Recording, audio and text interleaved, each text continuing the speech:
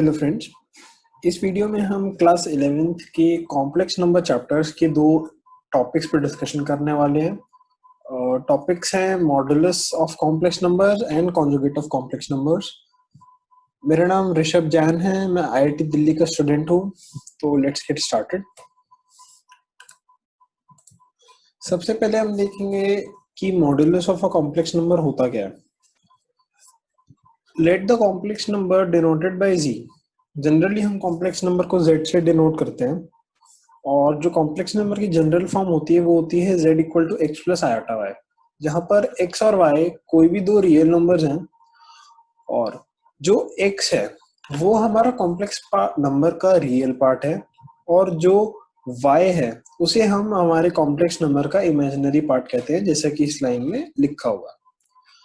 तो जो modulus of z है या एब्सोल्यूट वैल्यू ऑफ z है, उससे हम इस सिंबल से डिनोट करते हैं, और उस that is defined by the number real part of z whole square plus imaginary part of z whole square का root. Real part equal to x, imaginary part equal to y, so modulus of z is equal to root over x square plus y square. Graphically हम किसी भी complex number को represent कर सकते हैं with the help of two axes, जो कि होती हैं रियल एक्सेस और इमेजिनरी एक्सेस। जैसा कि हमने डिस्कस किया था कि real part of z is equal to x and imaginary part of z is equal to y, और इमेजिनरी पार्ट ऑफ z को हम ऐसे भी बोल सकते हैं कि imaginary part of z is equal to the coefficient of iota, क्योंकि यहाँ पर y कोफिशिएंट है आयोटा का। तो अगर हमारा कॉम्प्लेक्स नंबर है a प्लस आयोटा b, तो a उसका रियल पार्ट है, b उसका इमेजिनरी पार्ट है। तो हम a को रिप्रेजेंट करेंगे on the real axis, b को रिप्रेजेंट करेंगे ऑन द इमेजिनरी एक्सिस। तो कुछ इस टाइप से हम अपने कॉम्प्लेक्स नंबर को किसी भी ग्राफ पे रिप्रेजेंट कर सकते हैं।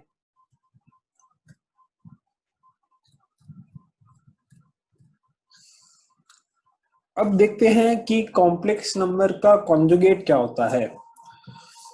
The complex conjugate of a number is the number with an equal real part and an imaginary part equal in magnitude but opposite in sign।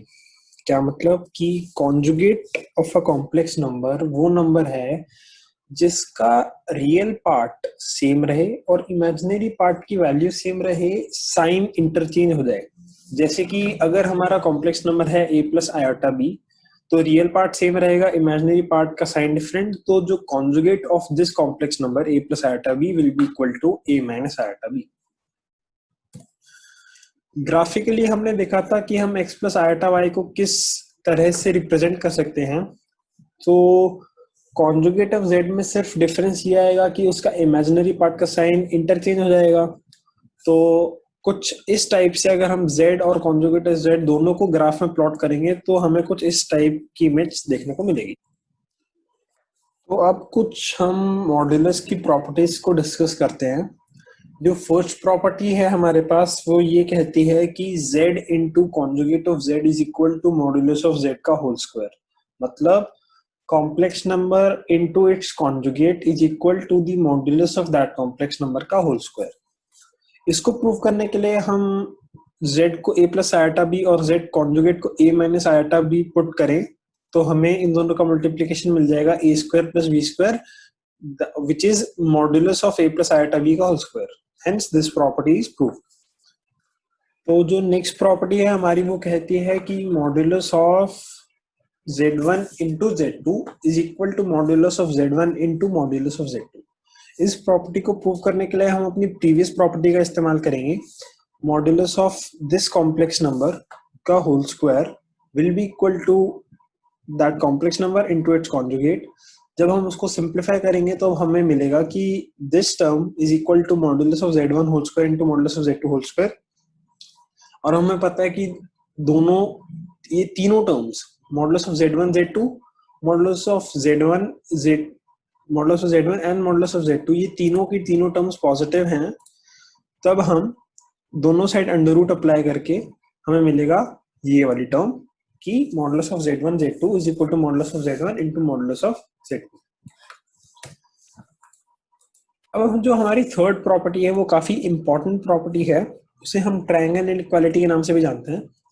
तो ट्रायंगल इनइक्वालिटी स्टेट्स कि modulus of z1 plus z2 is always less than equal to modulus of z1 plus modulus of z2। इसको prove करने के लिए हम सबसे पहले देखते हैं कि modulus of z1 plus z2 का होल स्क्वायर क्या होता है।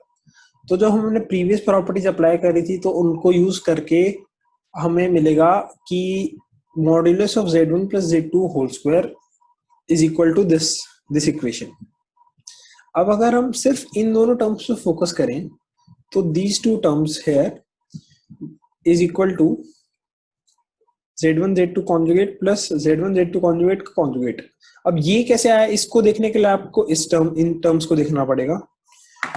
तो अगर इसको मैं इस कॉम्प्लेक्स नंबर को मैं मानता हूं a और इसको, तो ये है a प्लस a कॉन्जुगेट।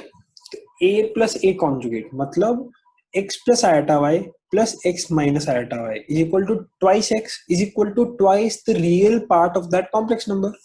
तो this term is equal to twice real part of z1 z2 conjugate.